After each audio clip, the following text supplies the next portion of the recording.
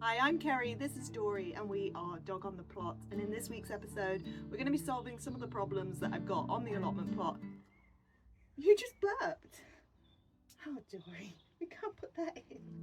Hi, I'm Kerry, this is Dory, and we are Dog on the Plot. And in this week's episode, we're going to be solving some of the problems that I've got on the allotment plot and here in the home garden.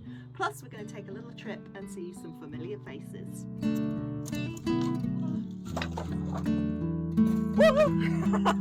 Yes!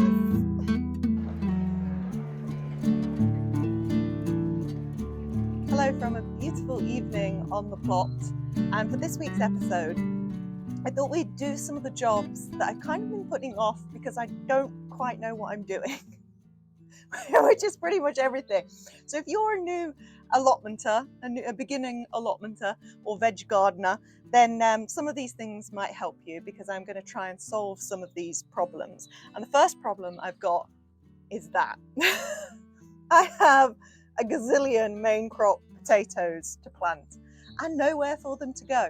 So regular viewers will know that my first earlies and second earlies I am growing in wood chip as an experiment. So I've got a full sort of half bed on each side that's got potatoes in. They're covered in rabbit bedding, grass clippings, wood chip, ramial wood chip, and the first earlies are coming up nicely now. No sign of the second earlies yet. But I've run out of wood chip, so I can't do the same thing with the main crop. My other issue with the main crop is that I've kind of been toying with all of these various ideas that I've seen online. So growing in buckets with the bottoms cut out so they're in the soil, growing in compost bags.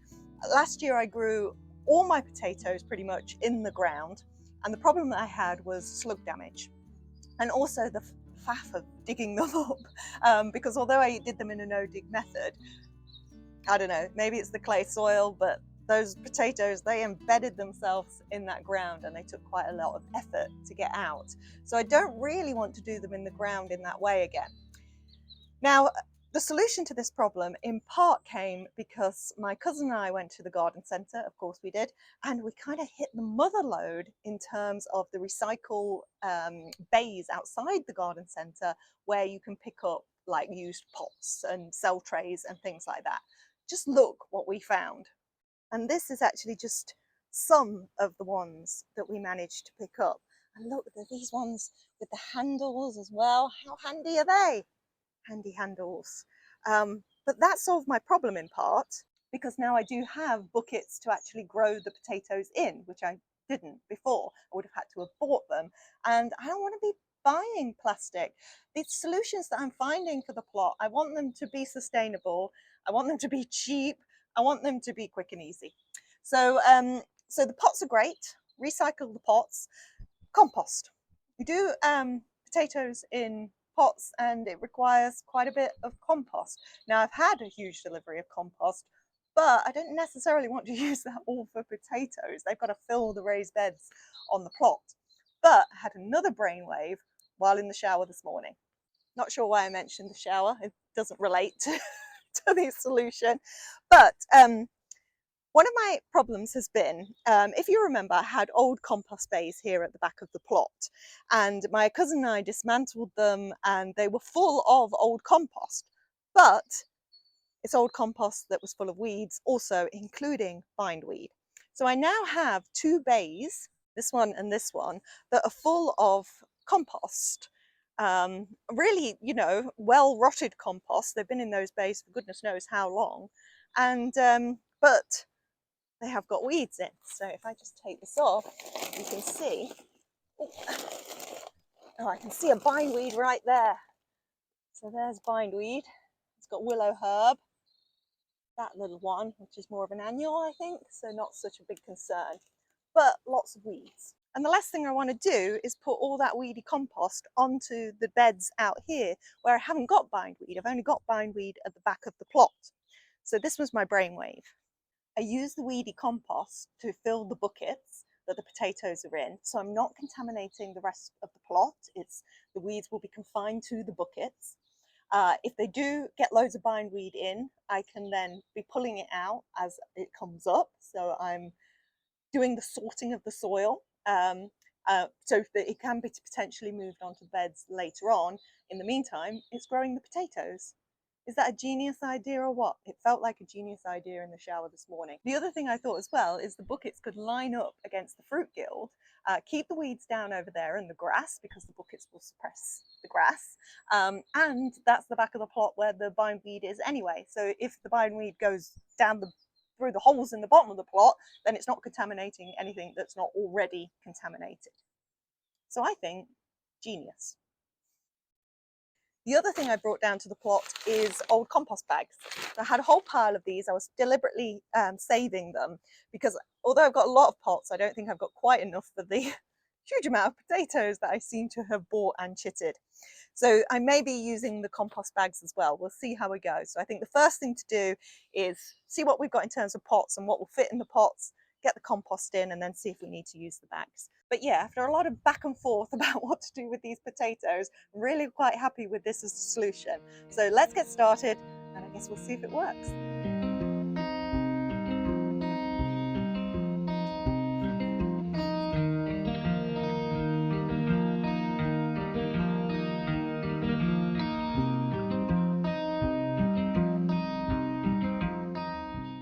So as ever, I make arranging potatoes look like incredibly hard work, but I think we're there. So this is what we've got. Okay, so these are my main crop potatoes. They're the organic Sarpo Mira. So I'm putting these in the buckets with the little handles on. I think they're about, are they 30-litre buckets? I'm not sure. Anyway, I'm putting 2 potatoes in each, or 2 and a tiny one. And I think we've got 7 of those. Oh boy. So this one is a slightly bigger bucket, and I'm going to put the pink Fir Apple in that one. These are pink Fir Apple that are from the supermarket, and I stuck them on the shelf. They've chitted. Let's see what happens. These are pink Fir Apple that I saved from last year and have been chitting. So they're saved potato seed, as are these, which are main crop Valor. They have chitted nicely. Anything that hadn't chitted and was soft at this point, I've just thrown into the compost bin, but they're fine. So these are slightly smaller buckets than the others, but these are smaller potatoes. Well, the sweet potato is smaller, so I put 3 in each there. I've got 2 bigger and 2 smaller for that one. Then over here we've got salad blue. These are again saved from last year, been chitting, got good chits on them, so we're going to have 3 buckets of those. And lastly, because we need, what have we got, 1, 2, 3, 4, 5 varieties of potato. I've got Heidi Red, and actually the reason I've got Heidi Red is because I saw these in the garden centre reduced, and who can resist a pink potato, especially when you've already got blue potatoes. So I've had 3 buckets left, so 2 in each bucket, and that means that I don't actually need the compost bags. We've got enough buckets, so that's great. Right, next job is to tackle this compost heap.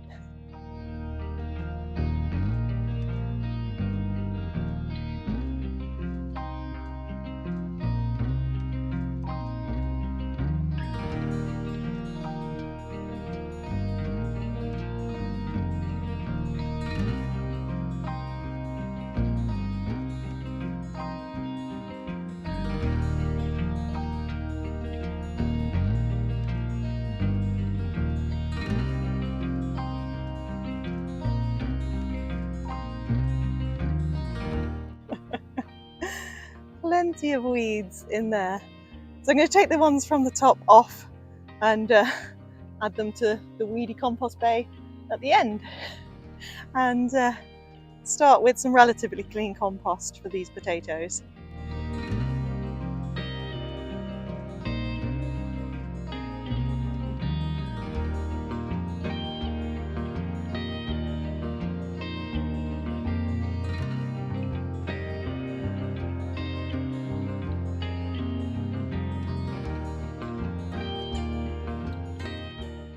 Right, I've just sifted through the soil I've put in here and taken out any obvious weeds or roots. So hopefully that's a fairly clean compost. And as I say, as I earth up and the potatoes grow, I can be pulling weeds out as I go. So I've just filled the bottom of the pot, so it's got the good, say 3 inches of soil on the bottom. And I'm going to place my potatoes chit up into the bucket and then just cover with some more of the compost. And I'm also going to write on here that they are Sarpo Mira.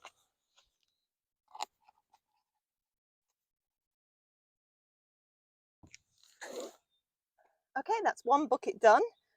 Just 17 to go. Don't do things by halves, do I?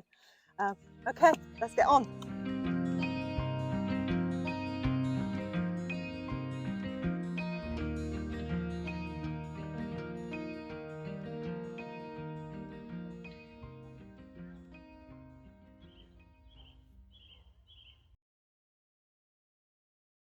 Good morning. We're back. I think we left last night at about 9 o'clock. It was dark, and back here at like 7:30 this morning. So less than 12 hours and I'm back. But it's just where I want to be at the moment. Where we want to be, isn't it, Dory? I'm mostly back because Mom left the gloves out on a slab down the bottom of the plot, and I came to see if the foxes had them, but luckily they were fine. And but they were out last night, the foxes, so we captured them a couple of times, watching us, you know, getting braver. Usually when I see them, I tried scrabbling to get my camera out and they shot away, but not last night. They were sort of just sitting and watching, probably thinking, hey, this is our time, what are you still doing here? So anyway, Mum's gloves survived the night, so I've collected those, and I thought while we're here, I would just show you where we got to last night. And I solved another problem before we went home. So it took quite a long time, but I did get all the potatoes potted up, and it took a long time because I had to go through the compost with each bucket and take out any weeds. And there was a fair bit of bindweed, maybe even some dock roots, nettle roots, things like that. But like I was saying yesterday, I think I'd already gone through the compost once when we were actually shoveling it out and putting it in the bays. So that took some out. Now I've been through it as it goes into the buckets. So that's got some of the weeds out. As the potatoes grow, the weeds will grow too. I'll take them out. That'll get rid of some, and if it does, this compost does eventually go onto the plot, then as it goes out it will have another weed through, and hopefully I would not then be spreading bindweed across the plot. But we'll see what happens with the buckets. But hopefully the weeds that do come up in the buckets as the potatoes are growing don't outcompete the potatoes. That would be worst case scenario. But otherwise, really happy with that, and there is plenty of this compost left for earthing up those buckets as the potatoes grow.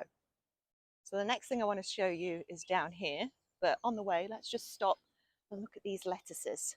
Because look how good these are doing.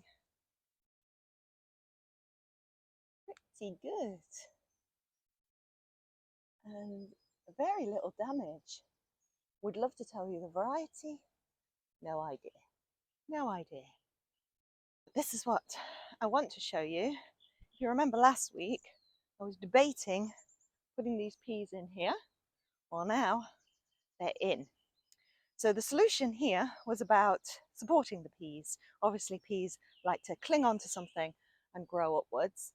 And what I ended up using, again, it's just finding stuff that's about. So these posts just randomly found on the plot. And this is the shelf from some greenhouse staging or flimsy. And I've just tied that to the post, and the peas can now happily grow up that. I've done it on the other side with something else that I found, which is a piece of, I don't know, is it like cattle grid stuff? Not really sure, but that was lying in a skip somewhere. And I took it and I've used it. And this is in some part inspired, of course, by Claire at the Farmyard Garden, who did a pea frame video a little while ago. Look who's enjoying it though. Hello. There's one on this side too. What this also means is that there's plenty of space left in this bed. It's not taking up much room. I've planted them pretty thickly at either side, and something else now can go in the middle. Potentially these onions. These are the onions that I grew from seed. Of course, I also have onion sets in that bed, And up at the back there. I have a lot of onions, a lot of potatoes. But actually I have another pea problem. Another pea problem that I have to solve, and that one is back in the home garden. So let's check out my home garden pea problem.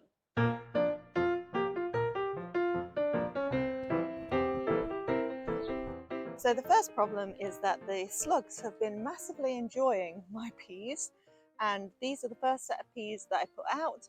These were in the guttering and had my most successful gardening moment ever when these peas went in. I'll overlay it because I had any excuse to show that footage. My response to this has been simply to just grow loads more peas. So we've got some more peas here. We've got, I think these are a yellow mange 2 over here. We've got some sugar snap here. We've got the ones on the allotment, and I've got another guttering of peas that are desperate to go in. And here's my problem. There's actually no space to put another row of peas in these beds. And the guttering is exactly the right width for these beds. So that's really disappointing. Now these beds can be cleaned up and they could go in there, but they're not the right length. Dory, what are you eating? No. No.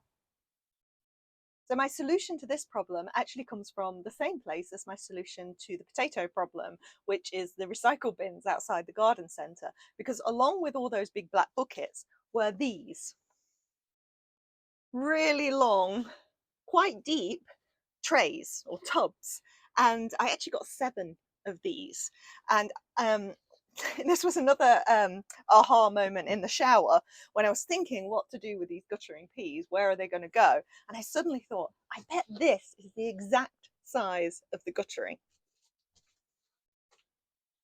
It's not far off. It is just a little bit shorter, but I reckon I can mush up one end and it'll work. Now, how to get this into here? Well, I guess it's the same method as it was into the bed. I think it's going to be a little bit more difficult. We shall see. But the first thing to do is get a layer of soil in the bottom of this pot, try and get these in here, and then put some soil around the edges to kind of build it up a bit. Shall we give it a go?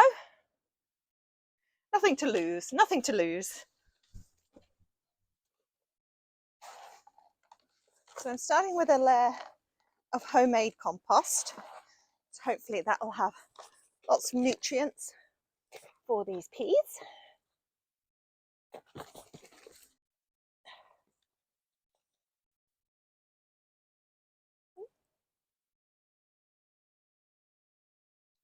And I'm just going to sort of make a drill, but I mean the shape of the tub is the shape of the guttering, so I don't think I need to do much in that department. I think that'll do.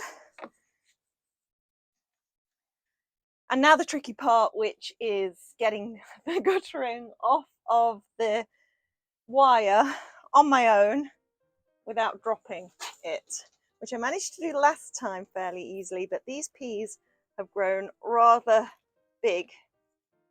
Okay, so there's one side off.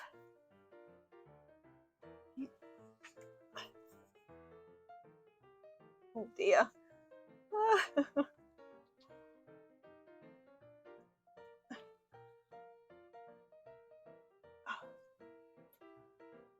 This, I'm thinking now it would be easier to cut, but how do I get to the scissors?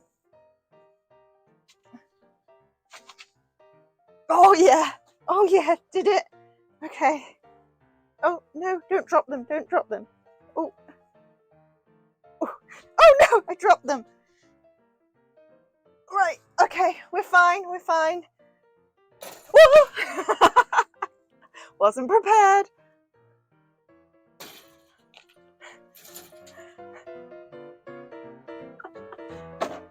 Like a pro.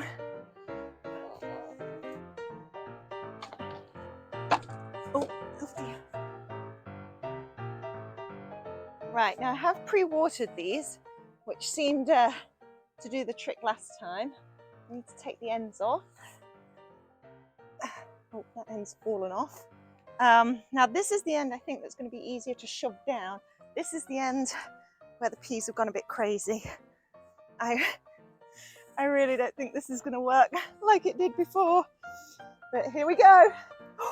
Oh, oh, yes, yes. Perfect. Oh my goodness. So it wasn't a fluke the last time. Can I just move everything down a little bit more at this end? Probably asking a little bit too much. There we go. That's fine. That's fine. That'll do. Okay. Brilliant. So I was going to put some soil around the edges just to embed everything in.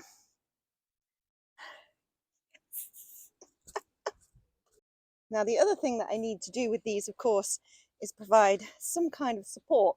And that's something else I've been struggling with here in the home garden, because I don't quite have all the random resources that I've collected at the allotment plot. So what I think I'll do is use some of the hazel branches that I pruned back in the spring. Right, those are embedded in then. I think I'll move it to its final position before I put the sticks in and before I give it a good water. Right, where are we putting it?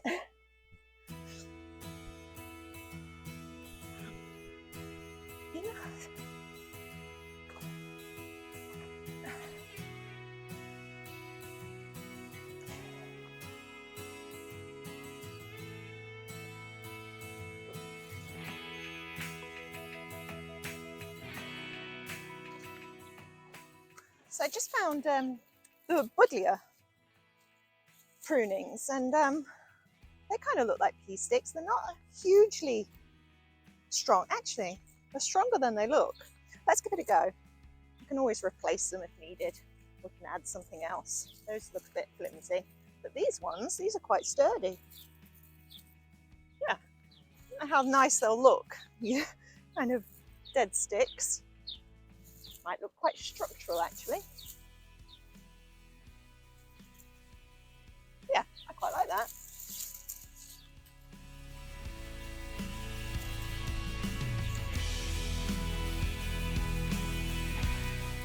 And there we go. I think that's pretty good. I've just put a piece of string around them to encourage them to grow it in the right direction. And I've given them a really good water. Now these tubs are actually representing a solution to another problem, which is my poor ranunculus. So I sowed these very early spring. I can't quite remember when. I'll put it on the screen. And they've been in these quite large cells, and I have been feeding them as well, but you can see there's a lot of browning. These are not happy plants. And the reason that they've been stuck in these cells is, again, space. I just haven't had anywhere where I thought I could put them. So I think I'm going to put at least some of them in these tubs, and I might line the sides of the beds again with these, although I am concerned that it's a bit of a slug habitat to have those against the raised beds, but nevertheless. So at least some of these will go in these, and then some I'm going to try and find spaces for in the home garden. But let me just show you one that I didn't dig up last year and save the corms, and look what it's done. It's only gone and become one of the most beautiful things in the garden, one of the most beautiful things you've ever seen. How stunning is that? And to think it just overwintered and came up all by itself without any care. When you think about those corms and how you have to soak them and you change the water every hour for 4 hours. I mean, they're real divas of a plant, or so it seemed. But this year I might just leave them in the ground and hope that that happens again. And it's not a fluke, because check this out. Here's another one. This is the Piketty Cafe one, which, oh my goodness, the colour of that. It's been a little bit damaged by slugs, which is a shame, but there's plenty more buds to come. And while I'm showing off plants, I can't resist, because it only came out today. Here is my peony. Honestly, what an absolute stunner. And they don't last long, so I'm really going to enjoy this one. In fact, we've got rain due tomorrow, and I'm kind of thinking maybe I should cut it for the house, because once these get hit by rain, that's pretty much them done. We'll see. But I won't show you any more bits because my hope is that next week we'll perhaps do a garden tour because there is so much stuff just about to come out. It's a really exciting time. I love it. Love it. Oh, I really want to show you that, and that might be over by next week. Hang on. This is really probably only exciting to me, but I've had this magnolia tree in for a couple of years and it's not done anything, and it has finally produced a flower. Shame about that a little bit, but oh, where is it? There it is. There's another flower to come. Now I've got one more problem to solve with you, and I've also got a bonus solution at the end, but I'm going to get on with potting up these ranunculus, and I'm going to take you for a little trip.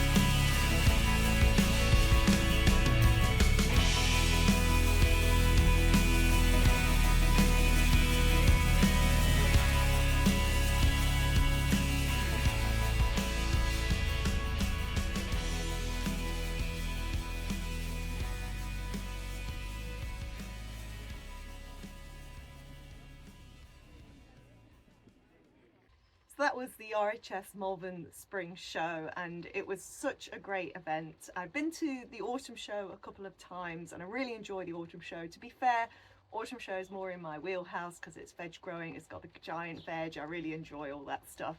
But the spring show has show gardens, which you don't tend to get at the autumn one, and the floral marquee was absolutely beautiful. And there were a lot of the same vendors that you get at the autumn show as well, so some things that I kind of knew that I wanted to get when I was there, I was able to find.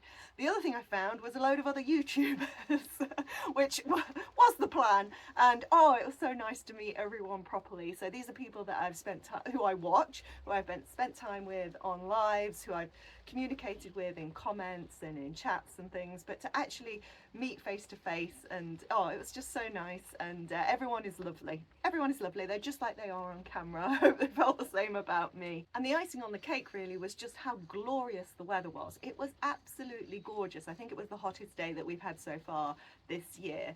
And to just be out and in the sunshine, surrounded by plants, I mean, I was in my element.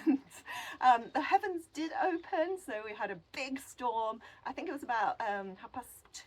Quite a few people left then as the weather turned, but Jane Kelly and I, we persevered for the sell-off. So this is at 4 o'clock when the vendors, a lot of the vendors sort of slash their prices and you can get some real bargains, and as you know, love a bargain. So I'm going to show you my bargains, but first of all, these were the things that I actually wanted to get while I was there. And the main one was and you might recognize this from a previous video, was the blue sausage plant. Okay, it's a bit of a weird one. So this is from Jurassic Plants, and Jurassic Plants were at the 1620s garden plant sale that I went to a couple of weeks ago, but they had sold out of the blue sausage shrub. It's obviously very popular, but they had them at Malvern, and I was only going to buy one, but actually to get the fruit you need a pollinating partner, so I ended up with two. But they're lovely little healthy plants. Not sure how long it's going to take them to get to a fruiting size, and I'm not sure where they're going to go, because as we've been establishing over this week's episode, space is one of my main problems. Now the other thing I got, and this wasn't really planned, but there were a couple of stalls that were selling carnivorous plants. And you know, I have, oh, they're in here actually. I have my pitcher plants. So these were my absolute bargain from the garden centre a couple of years ago. And but they're not looking the healthiest. So one of the great things about being at the show is that you get to talk to people who know about these things. So you know that their life's work is growing these plants. And so what I was advised about these was that they want to be in full sun, they want to be in rainwater, and I think that's probably where I've gone wrong. I do water them with rainwater, but I had them in the little wheelbarrow ponds with the hostas, and of course hostas are in shade, so these were mostly in shade. So this year, rainwater, full sun, I might repot them as well, and at some point I'll be able to divide them and get more of these. Now what I was asking them about primarily though was whether these ate fungus gnats, because we all sort of suffer from fungus gnats at this time of year, except Tony O'Neill, who was telling me he grows all his houseplants in like, well, not in compost, they're in coir and I think he was saying bark and perlite, and he does a mix to do his houseplants in, and then you get no fungus gnats. Top tip. Anyway, that's not been really my problem because I do water from the bottom, I put grit on the top, so my houseplants generally don't suffer from fungus gnats. But of course I've had lots of seedlings coming in and out of the house at the moment, and all my pumpkins are obviously in there being protected from mice at the moment. So what that's meant is I have had a few fungus gnats, and I thought perhaps the most natural way of dealing with that is that my Serensina, my pitcher plant, can eat them. Now what she said is that actually these tend to eat larger insects, and what you really need is something more like this that will eat the fungus gnats. So this one is called Drosera capensis alba. Drosera capensis. There you go. So should I say it a third time? Drosera capensis. This is the alba one, but they also had a red one, and Jane bought the red one, but I went for the green. So that was £8. So I've spent out a little bit for that little tiny plant, but then I got my bargains to even it out. So when the sell-off went, yeah, everybody else kind of disappeared. Jane and I were like, right, let's go. And yeah, we both, I think, went a little bit mad. So I took a couple of salvias to the show, one to give Danny and one to give Claire from the farmyard garden and grow up respectively. And so because my salvia cuttings did so well from the autumn, so I'm like, let's give some out to people. But then I came home with a tray full of salvias. But now that I know I can propagate them really well, I thought, let's get more colours. So this is a white one, Salvia glacia. Okay, where am I putting all this stuff? This one is a purpley pink one called Amante. There we go. Look at that though, a healthy plant. And all of these were £1. £1 each. How can you resist? You can't resist. This one is pink mulberry. Really like the colour of that one.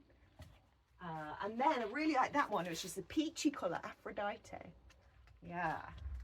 And I think there's one more salvia.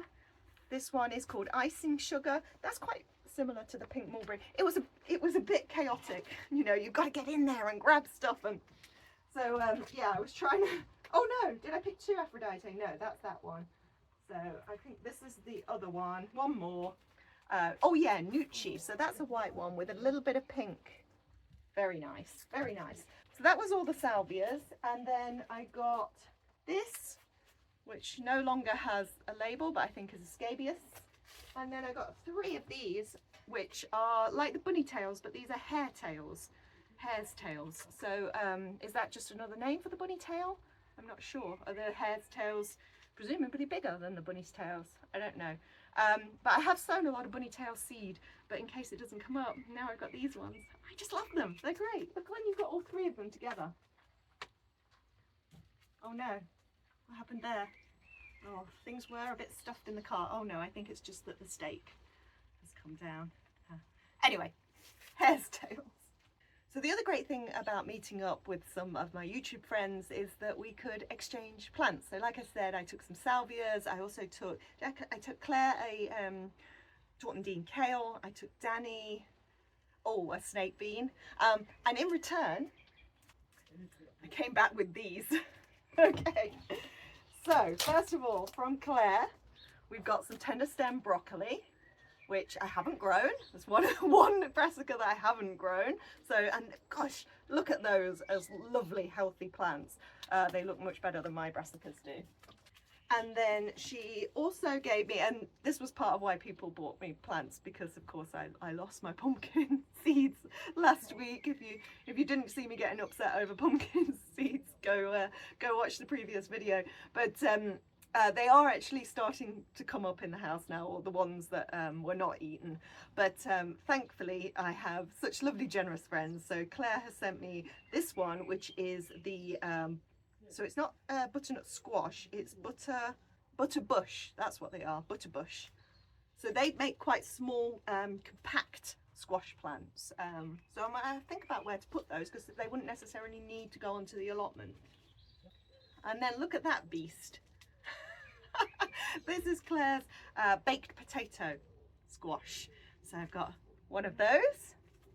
Oh no, actually two of those. She gave me two of those.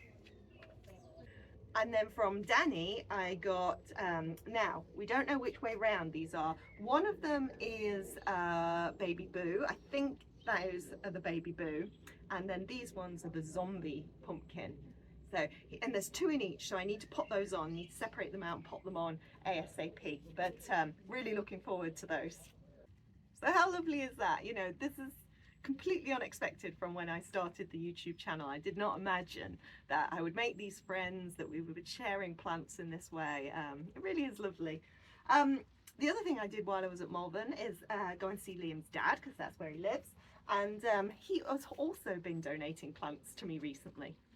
Now you might recall that I have been growing melons for the first time this year, and this is my sugar baby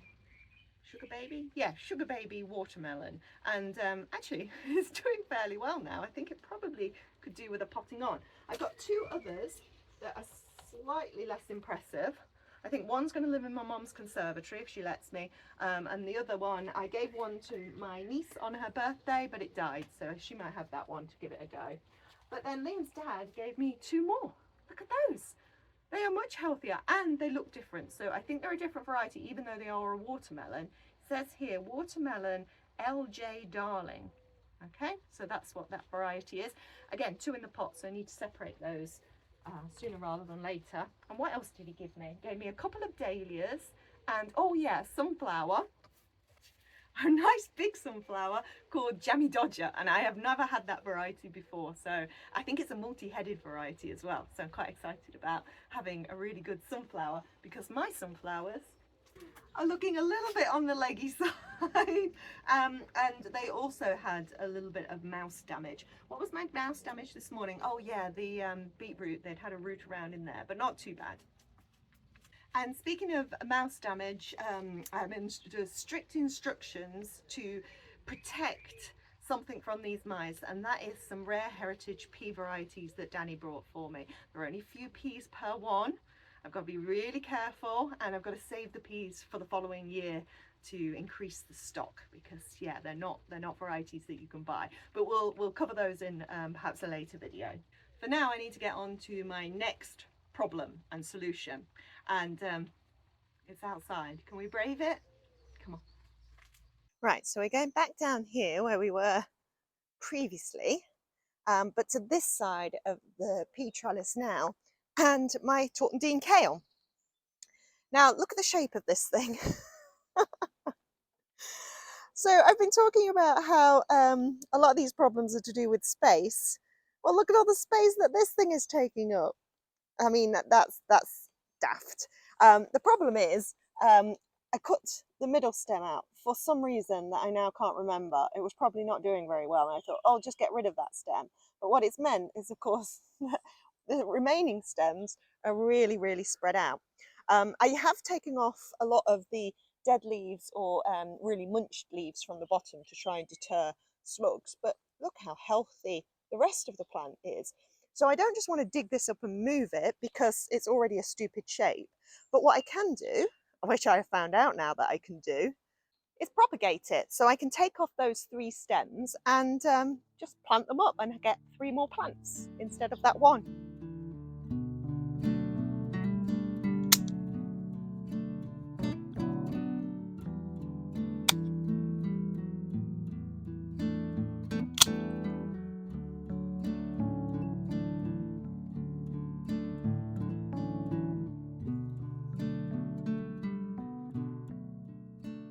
Okay, so I'm going to cut those down a little bit, bury the stem, take off some of the surplus foliage, and they should root fairly quickly, and then they can find new planting positions potentially on the plot. Now, there's another thing that I've got an issue with, a similar kind of issue, and that's with that's with my carnations. I'm going to pop these down, or maybe I'll just show you with this one at an angle. The carnation man that I bought these from was at Malvern, so I bought them from Malvern at the autumn show.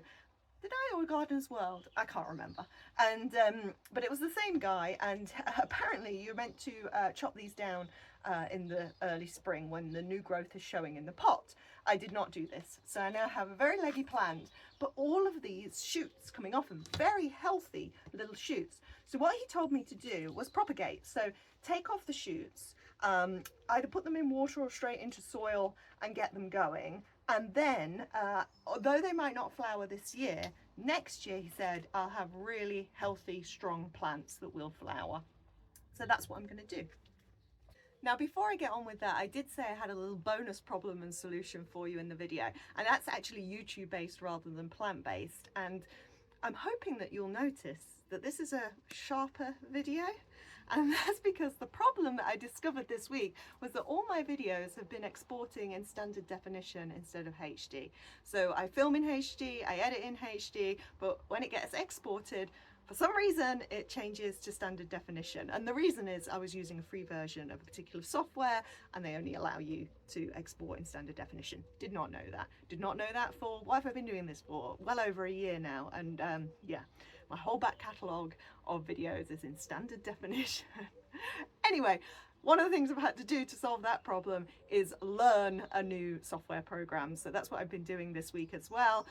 So if the transitions are a little bit dodgy, or you're a bit like, this seems a bit different, why is this cut not very smooth, or whatever. This makes it sound like usually my videos are very well edited, but I try my best. Anyway, that's why, because I've been learning some new software this week, but hopefully it's a better viewing experience now. Right, I'm going to get on with propagating this stuff. If you want to know how I propagate stuff, see this video. If you want to know about my early and second early potatoes and growing them in wood chip, check out that video. And if you want to see me cry over pumpkins, that was last week. Cheers.